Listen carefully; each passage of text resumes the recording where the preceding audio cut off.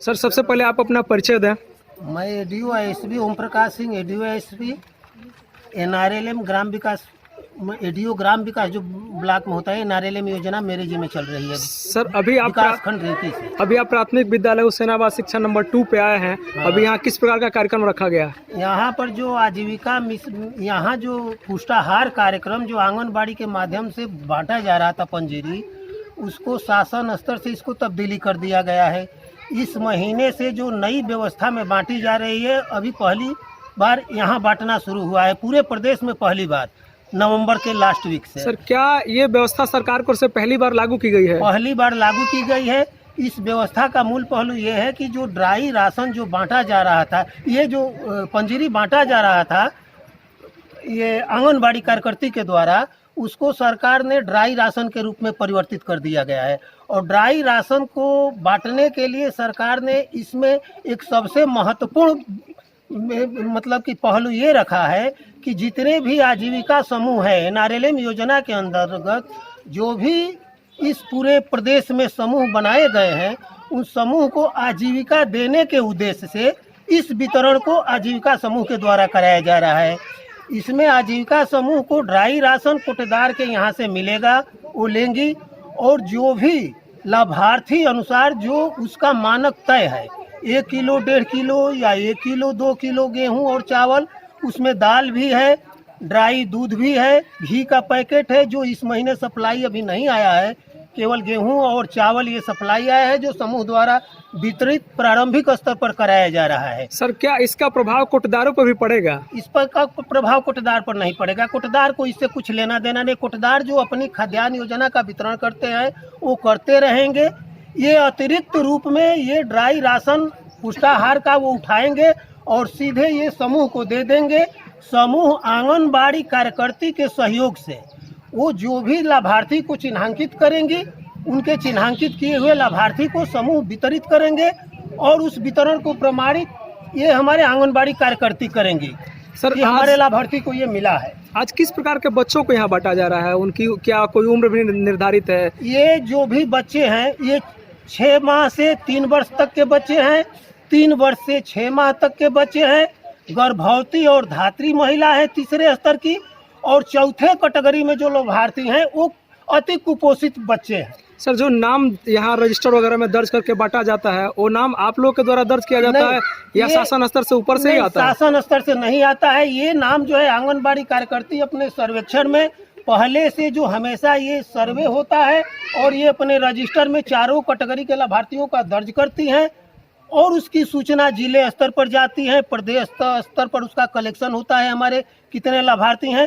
लेकिन प्रारंभिक तौर पर, बुनियादी तौर पर ये आंगनबाड़ी कार्यकर्ती ही उस सूची को तैयार करती है। सर लगभग ये कितने दिनों तक बांटा जाएगा? ये आपके माध्यम से कहाँ कहाँ बांटा जा चुका है? ये हमारे मतलब कि 30 केंद्रों पर ये बांटा जा चुका है। रेवती में हमारे यहाँ लगभग हमारे यहाँ 67 समूह हैं जो उठाए हैं और हर समूह से 2 या 3 आंगनबाड़ी केंद्र अटैच किए गए हैं। आज ये किस समूह के द्वारा बांटा जा रहा है सर?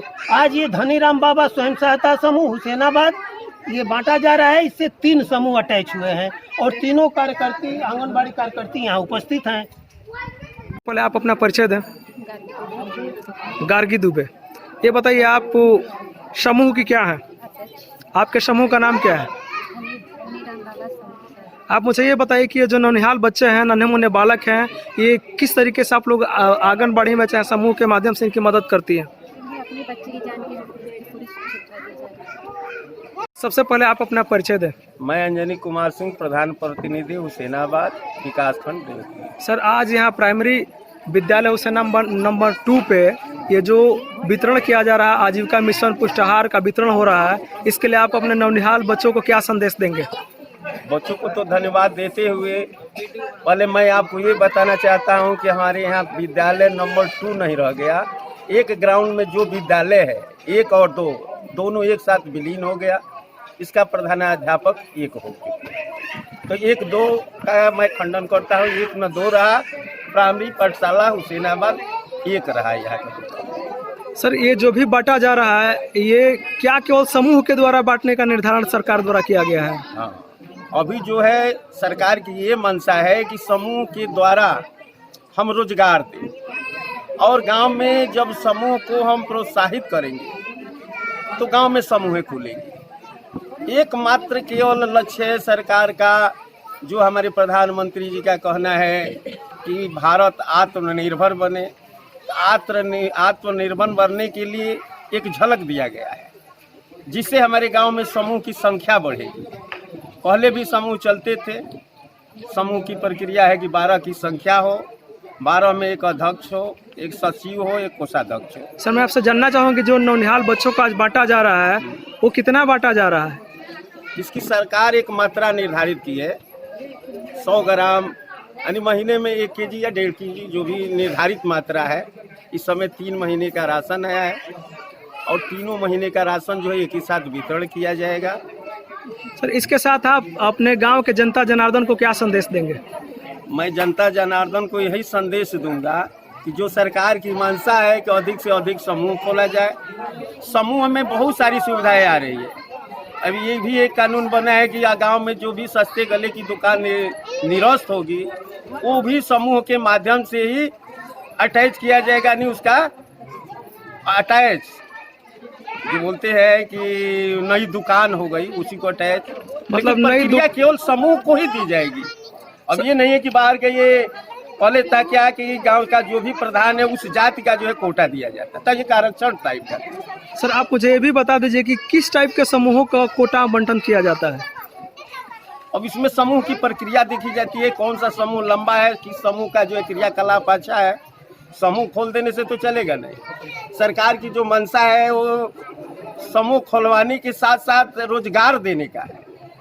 आप सपोज कीजिए कि सरकार की ये मंशा है कि 12 का जो हमने बताया कि 12 का सदस्य कम से कम होना चाहिए, एक सचिव, एक अध्यक्ष, एक कोषाध्यक्ष, तीनों का ज्वाइंट खाता होगा ताकि कोई इसमें घपला न हो। 2 के बगैर जो है पैसा का लेना देना नहीं होगा। बहुत बहुत धन्यवाद सर। मैं माइकल भारद्वाज, ब्रेकिंग न्यूज 24 सच कहने से जनपद बलिया से बताता।